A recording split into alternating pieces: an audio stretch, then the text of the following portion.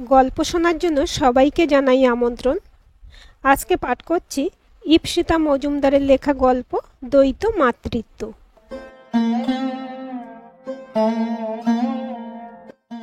কাকলি আর একবার ঘরে টোকা দিল। ঘর থেকে আওয়াজ দিচ্ছে না। তিনি কাকলির 20 বছরের মেয়ে, পুনে সিম্বাসিসে বিজনেস ম্যানেজমেন্টের ছাত্রী, সুন্দরী আধুনিকা, একটু বেশি উগ্র। ছুটিতে বাড়ি আসে কলকাতায়। কাকুলির সাথে মেয়ের যেন কোনো এক অজানা যুদ্ধ চলে চিরকাল।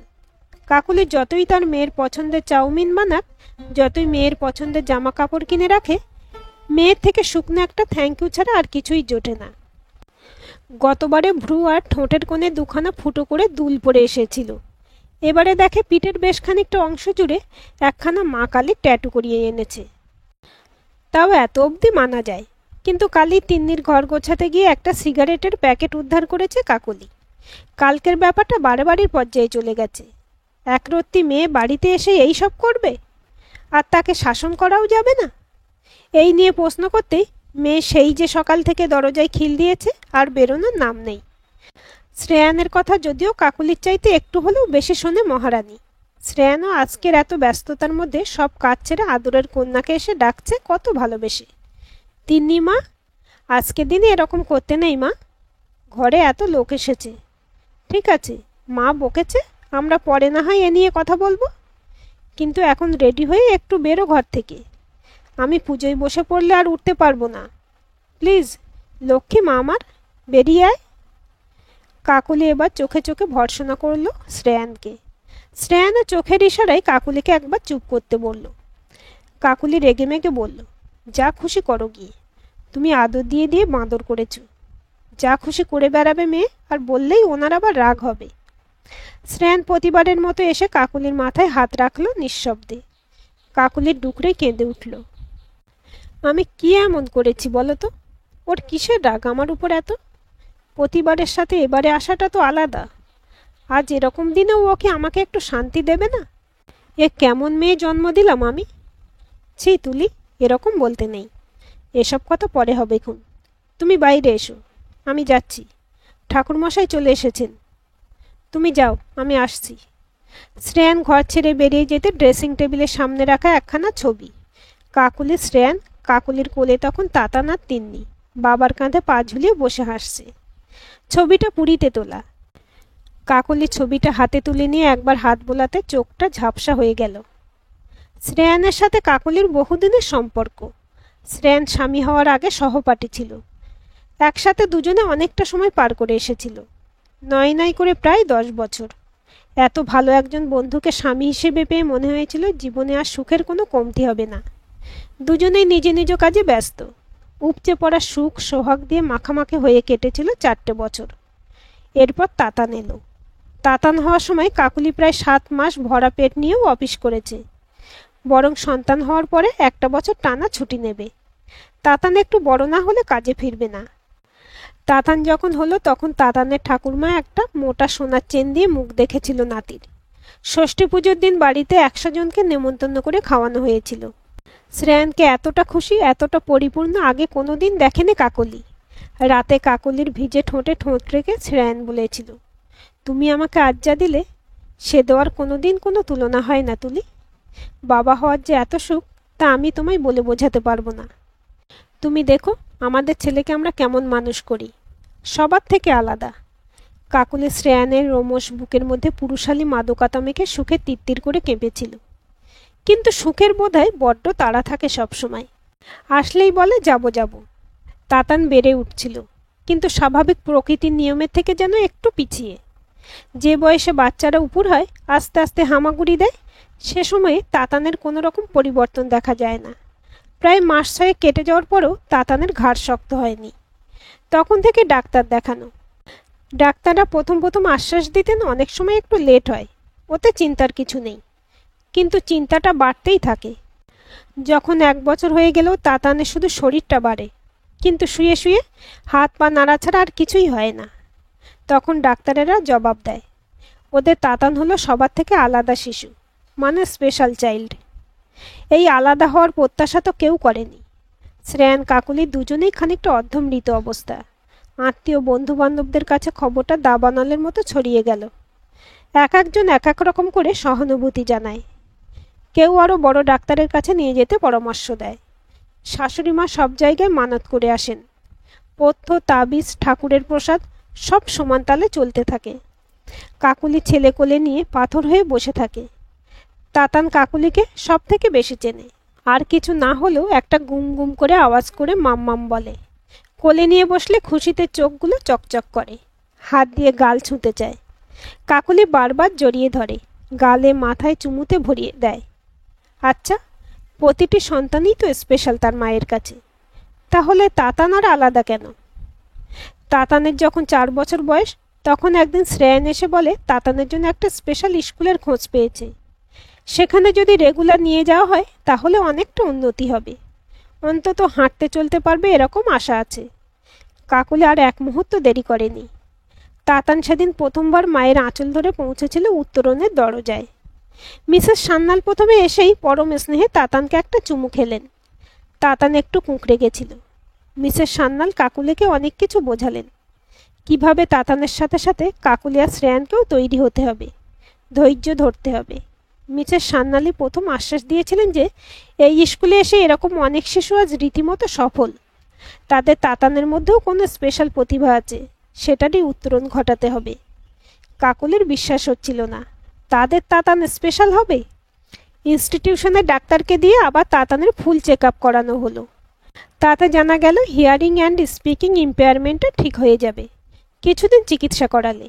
বহু বছর পরে কাকুলি আবার সুখের মুখ দেখল। উত্তরণের কর্মী এবং ডাক্তার ঘোষের তত্ত্বাবধানে তাতান এখন অনেক বেশি স্বাভাবিক। কথিত ভাষায় যাকে স্বাভাবিক বলে। তাতান এখন অল্প শুনতে পায়, কথা বলতে পারে টুকটাক। পায়ে তেমন জোর আসেনি, ঘাড় অনেক শক্ত। এখন হুইল চেয়ারে বসিয়ে দিলে ঘন্টা 2 টানা বসে থাকতে পারে। এক একদিন স্কুল থেকে ফিরে কাকুলির উত্তেজনা বাঁধ মানে না। বাড়ির সবাইকে ডেকে ডেকে দেখায়, গল্প শোনায় আজ স্কুলে কি করালো। তাতানও বুঝতে পারে, খুশিতে হাততালি দেয়, আবার সব করে করে দেখায়। সবাই যখন বাহু বলে, তাতান আর কাকুলির চোখ দিয়ে গর্বের আনন্দাশ্রু গড়িয়ে পড়ে। বাড়ির সবার মধ্যেই নতুন আশা। তবু কাকুলির শাশুড়ি মা কাকুলিকে ঠাড়ে ঠোরে বোঝান যে কাকুলি আর শ্রেয়ানের এবার দ্বিতীয় সন্তানের জন্য একবার চেষ্টা করা উচিত। এই জড়ভরত শিশুকে নিয়ে তো সারা জীবন কাটবে না, আর তাছাড়া এই শিশুর জীবনকালও সীমিত। এ চলে গেলে তখন তারা কি করবে? কাকুলি যুক্তি ফেলতে পারে না, কিন্তু মনে মনে সংশয় দেখা দেয়, ভয় হয়। নতুন শিশু এলেও তাতানকে ছাড়া কাকুলির জীবন ভাবতে পারে না। আজ তার নিজের জীবন বলে কিছু নেই। বোধহয় বছর 6 হতে চলল কাকুলি কবে নিজের চাকরি ছেড়ে দিয়েছে। এক রাতের জন্য বাপের বাড়িও যায়নি। তার কোথাও সেই নিয়ে আফসোস নেই। তার সমগ্র জীবনটা এখন শুধু তাতানকে ঘিরে। তাতানকে সকালে ঘুম থেকে উঠলেই আগে পরিষ্কার করে তারপর খাওয়াতে বসা। তাতানের খিদে পেলে ওকে আটকে রাখা যায় না, রেগে গেলে চিৎকার করে, মাঝে মাঝে জিনিসপত্র কাছে থাকলে ছুঁড়ে ফেলে। আর এই খাওয়ানো কাকুলি ছাড়া আর কেউ করতে পারে না। ঠিক ঘড়ি দেখে 2 ঘন্টা ছাড়া ছাড়া খাওয়ানো, ওষুধ খাওয়ানো, সকালে টুকটাক যা ব্যায়াম আছে সেগুলো করানো, তারপর স্কুলে নিয়ে যাওয়া। বলতে গেলে 24 ঘন্টার মধ্যে ঘুমানোর সময়টুকু ছাড়া কাকুলি সারাক্ষণ তাতানের আশেপাশেই থাকে। এটাই অভ্যেস। কিন্তু নতুন শিশু এলে তাকেও তো সময় দিতে হবে। ওই 9 মাস কাকুলি নিজের শরীরের যত্নও নিতে হবে। তখন তাতানকে কে দেখবে? না না, এ হতে পারে না। শ্রেয়ানকে রাতে সব বলাতে শ্রেয়ানও বলল, মা ঠিকই তো বলেছে। তাতান যদি আজ সুস্থ স্বাভাবিক হতো, তাতেও তো আমরা আর একটা সন্তানের জন্য চেষ্টা করতাম। তুমিই তো বলো তাতানও স্বাভাবিক শিশু। তাহলে এবার বাকি যেগুলো নিয়ে ভাবছো সেগুলো সব আস্তে আস্তে ম্যানেজ হয়ে যাবে। তুমি বরং মাকে দিয়ে কয়েকদিন ওকে খাওয়ানোর চেষ্টা করো। তুমি সামনেই থাকবে। তুমি ওর অভ্যাস হয়ে গেছো তুলি। ওকে একটু একটু করে স্বাবলম্বী করো। সেটাই তো তুমি চাইতে। স্কুলেও তো সেই চেষ্টাই করছে, তাই না? শ্রেয়ানের কথার উত্তরে কাকুলি একবার শ্রেয়ানকে আঁকড়ে ধরল, এক নিদারুণ ভয়ে। তাতান কিভাবে তার ভালোবাসাটা ভাগ করে নেবে আর একজন শিশুর সাথে? মিসেস সান্যালকে কাকুলি বলতে উনিও একটু মনক্ষুণ্ণ হলেনই। বললেন, এটা যদিও আপনাদের পার্সোনাল ব্যাপার মিসেস সেন, কিন্তু কি বলুন তো, অনেক সময় এই শিশুরা অন্য শিশুর উপস্থিতি মানতে পারে না। আপনাকে আস্তে আস্তে সেটার জন্য তৈরি করতে হবে। স্কুলের অন্য শিশুকেই আপনি তাতানের সামনে কোলে নিন, তাতানের খেলনা দিয়ে অন্য বাচ্চাকে খেলান, দেখুন তাতানের কী রিয়াকশান। তারপর সেই অনুযায়ী আমরা এগোবো।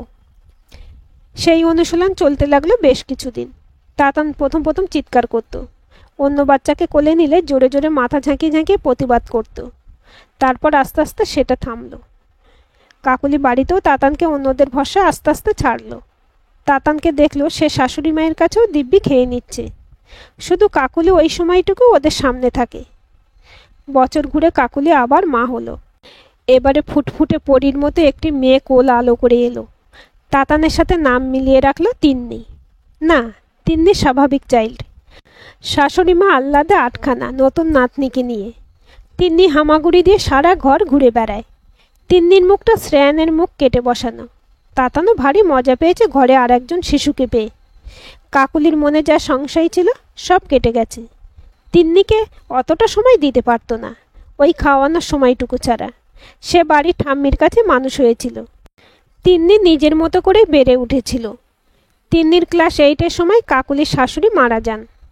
তিন্নিও তখন ওইটুকু বয়সেই বলে সে বাকি পড়াশোনাটা বোর্ডিংয়ে করবে। মানালিতে একখানা নামজানা ইন্টারন্যাশনাল স্কুলে ভর্তি করে দেয়। শ্রেয়ান খরচের দিক দিয়ে কার্পণ্য করেনি, তিন্নির পছন্দের কলেজেও ভর্তি করে। ছুটিতে কলকাতা আসতো 1 মাসের জন্য। কাকলি তখন যথাসাধ্য চেষ্টা করত ভালোবাসার খামতিটা কিছুটা পুষিয়ে দেওয়ার। ঘরের মধ্যে ধূপ আর রজনীগন্ধার গন্ধটা ক্রমশ অসহ্য হয়ে উঠছিল। কেমন যেন গা গুলোচ্ছিল কাকুলির। তাতানের 5 বছর বয়সে তোলা হাসি মুখের ছবিতে আজ একটা মোটা রজনীগন্ধার মালা দুলছে। কি নিষ্পাপ ছিল হাসিটা। কাকুলি আজ ক্লান্ত। শ্রেয়ানও নিয়মবিধি মেনে শ্রাদ্ধ করছে। বাড়িতে খুব একটা দুঃখের পরিবেশ নেই অবশ্য।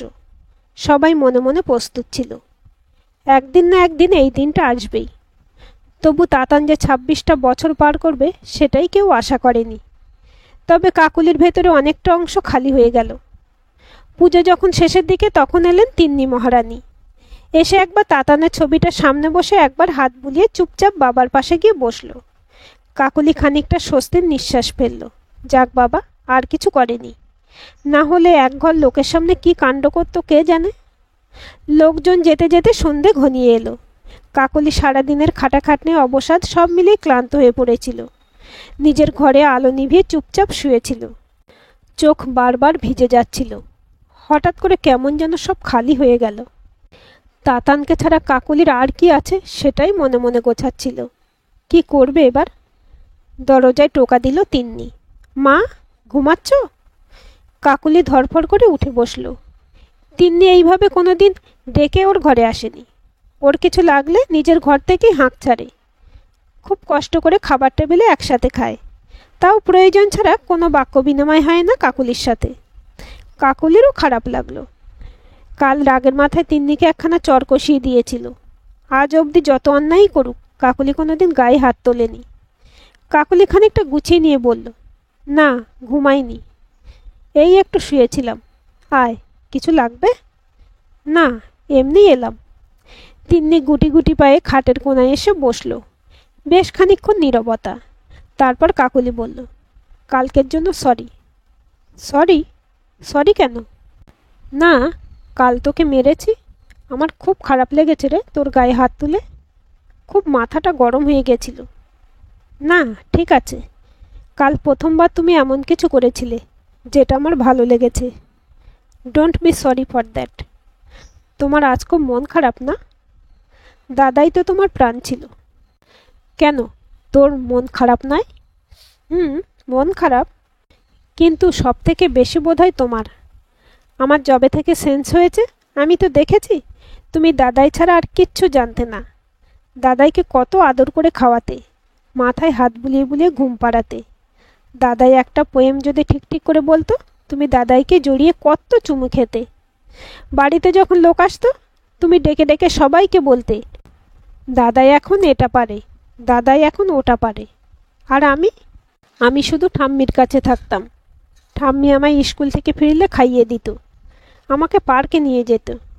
আমি কতবার তোমায় বলতাম, জেদও করতাম, আমি তোমার সাথে পার্কে যাব।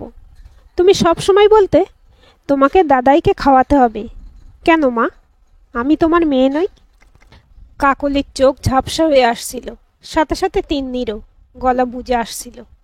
তিন্নি খানিকটা দম নিয়ে আবার বলতে শুরু করলো, জানো মা, আমি ইচ্ছে করে দুষ্টুমি করতাম, যাতে তুমি এসে আমাকে বকো, মারো, বাপিকে নালিশ করো।